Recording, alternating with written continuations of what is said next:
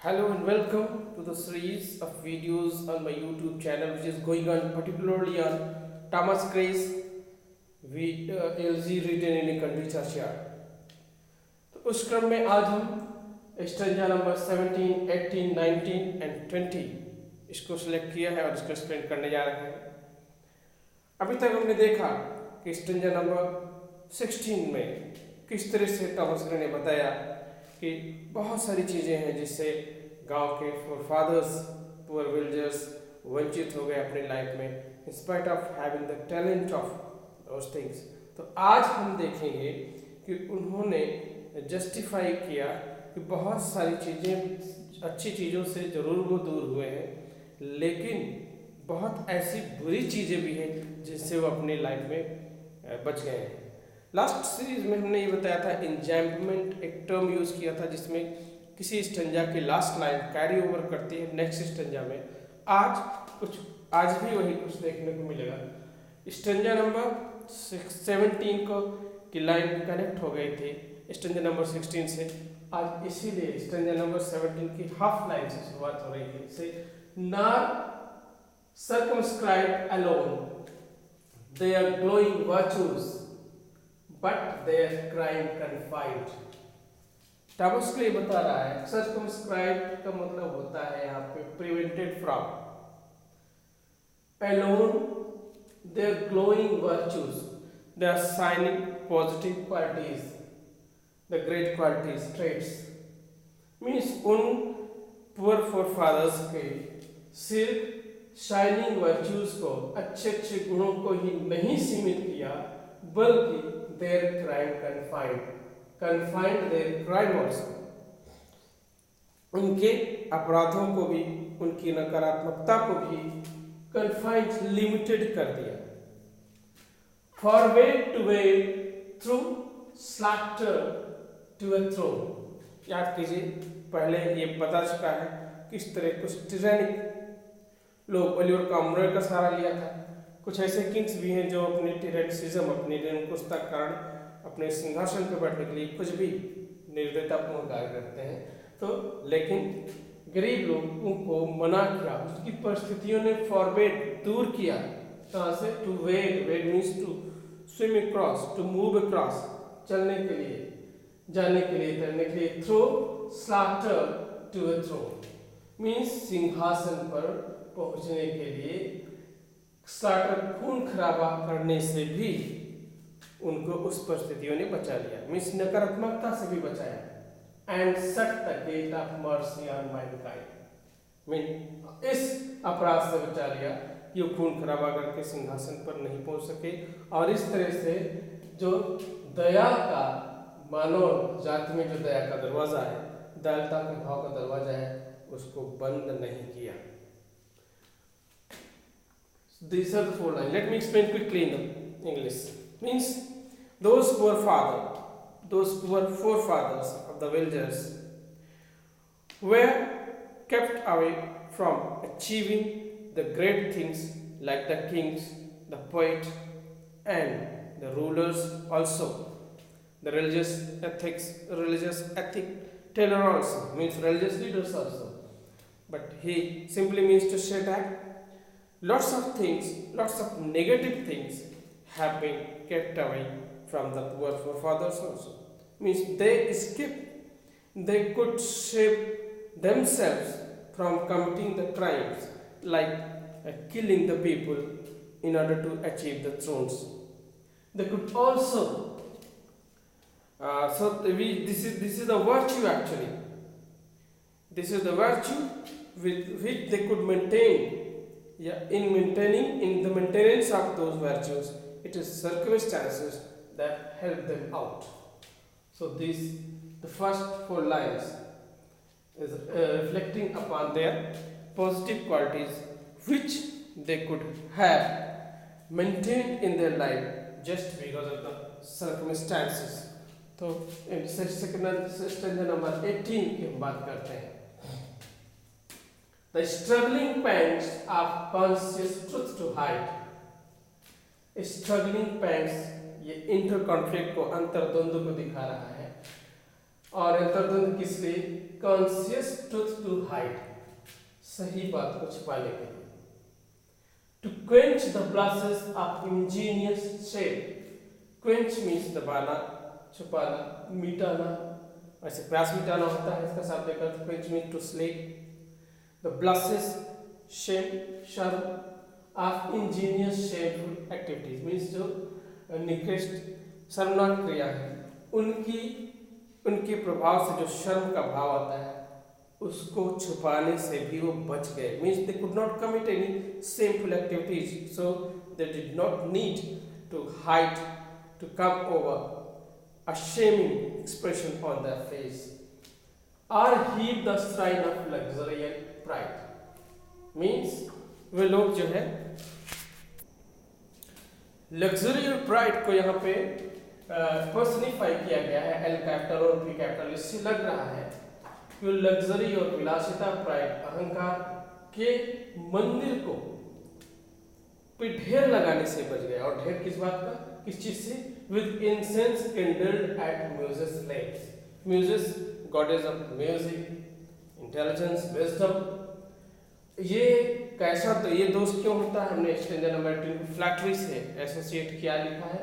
Means वो गरीब लोग झूठ मूठ का सच छुपाने की शर्म के भाव से जब बच गए और फ्लैटरी के चक्कर में, चापलूसी के चक्कर में लग्जरी और प्राइड के मंदिर को अपने विजडम के पे, goddess of wisdom means music पे, इंसेंस कैंडल मींस अगरबत्ती सुलाने वाले मींस उनकी झूठे सम्मान के भाव के, शर्म के भाव से भी वो बच गए। ये तब झूठा सम्मान होता है जब वो फ्लैटरी कोई किसी की करता है, अपने विजडम का प्रयोग करते हैं। तो it is kind of insult, it is kind of belying the dignity of the goddess of wisdom, that is Muses, with the incense kindled at Muses of flame. Flame is joy. So let me explain again in English here. Now stanza number 18 means it is the circumstances that help them in coming over or in not having, means let them not to have the shameful expression on their face because of hiding the truth, conscious truth. It also, circumstances also saved them from making false statements or doing flattery, from being sycophant or having sycophancy for the rich people just by using the wisdom for the false causes. So these are the things which they could save themselves from. The instance number 19, far from meddling crowd, ignoble strife, their sober wishes never learn to stray. Instance number 19 को explain करने के पहले हम एक बार फिर से आपको बताते हैं। 17 और 18 में दोनों में थॉमस ग्रे ने किस तरह से क्वाइट क्लियर किया है कि उन लोगों की भले ही कुछ अच्छी चीज़ों से बचे लेकिन कुछ बुरी चीज़ों से भी लाइफ में बचे रहे। 19 में वो बता रहा है उनकी लाइफ के बारे में, किस तरह से वो जीते थे, उनकी लाइफ स्टाइल क्या थी। कि far from madding crowd ignoble strife, their sober wishes never learn to strife. Far from madding crowd, ये जो टर्म है इसको बताते हैं थॉमस हार्डी ने अपने एक नॉवेल के लिए यूज किया है, इसको याद रखिए। फार फ्रॉम मॉडलिंग क्राउड मींस जो पागल भीड़ यहाँ पे शहरी लोगों के लिए इस्तेमाल किया है। इग्नोबल स्ट्राइक, इग्नोबल मींस निकृष्ट स्तर का जो संघर्ष होता है शहर के लोगों का, उससे दूर, बहुत दूर। देयर साबर wishes never learn to stray. Stray means भटकना, शौभ means गंभीर means उन गांव के पूर्वजों के जो गंभीर इच्छाएं होती थी, इसने कभी नहीं सीखा भटकना, दूर रह करके कहां से? शहर की पागल भीड़, संघर्ष की, निकृष्ट संघर्ष करने वाली पागल भीड़ से दूर रह के उन गरीब लोगों की इच्छाओं ने कभी नहीं भटकना सीखा। मीन्स दूर रहे, गंभीर इच्छाओं के साथ रहने। और कहाँ रहे, किस तरह की जिंदगी थी, along the cool sequestered veil of life. They kept the noiseless tenor of life. They kept, they kept the noiseless tenor of life.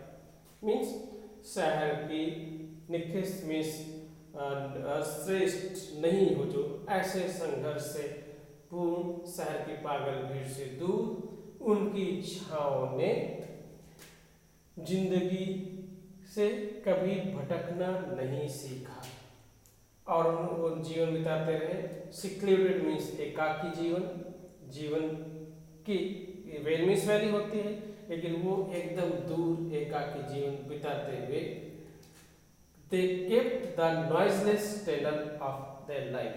Noiseless tenor means duration, prolongation means उन्होंने अपने जीवन को शोर शराबे से दूर रखा, एकाकी जीवन व्यतीत करते हुए। तो let me explain again in English. Means the poor forefathers of the villagers kept themselves away from the struggleful life of the country people, of the city people, and led the secluded life, maintaining the peace, calm, and let me say the deep happiness in their life. It is just because of circumstances, just because of their lifestyle that they kept themselves away from the struggleful, meaningless life of the city people, urban people. Yet even those bones from answer to protect some frail memorial still erected nigh.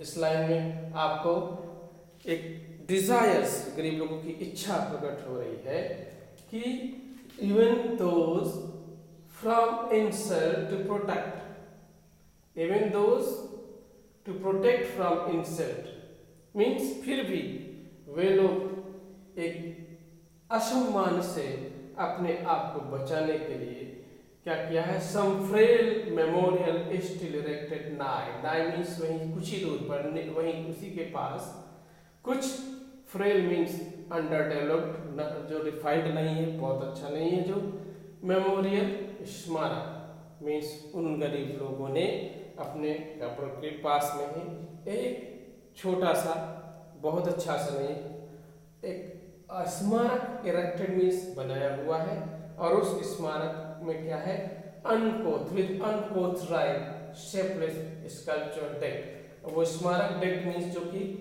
Decorated है, sculpture एक ऐसा work of art, एक ऐसी लिखी हुई चीजें जो कि शेपलेस है, जो कि अच्छे आकार में नहीं है, और अनकोथराइड मीन्स अविकसित, थोड़ा सा बहुत ज़्यादा आकर्षक नहीं, बहुत ज़्यादा रिफाइंड नहीं, कविताएं भी लिखी हुई हैं और उन कविताओं के माध्यम से क्या कर रहे हैं, इम्प्लोर, आग्रह कर रहे हैं, द पासिंग ट्रिब्यूट ऑफ ए शायर मीन्स पास में गुजरने वाले, वहाँ से जाने वाले लोगों से आग्रह कर रही है, किस बात के लिए, ट्रिब्यूट ऑफ शायर, एक सम्मान के लिए। तो इस तरह से लास्ट जो इसमें आज की सीरीज में हमने स्टैंजा सेलेक्ट किया है, स्टैंजा नंबर 20, इसमें टॉमस ने बताया है कि those poor people had a desire, therefore they just erected, built not very developed but underdeveloped memorial, and there is written some unrefined, in some unrefined language, few lines through which they request the bypassers to stay for a while and speak few words in the regard of those poor dead forefathers, or to sigh just in the name of their respect, just for their sake. So this is the last stanza. I think I have done both in English and Hindi most properly that I could. और आप लोग देखिए इसको, अपने बातों को भी बताइए, अपने दृष्टिकोण को भी बताइए और अगले वीडियो को एंजॉय करिए। इसके लिए आप सब्सक्राइब करिए my channel. So have a good life, I stay blessed. नमस्कार।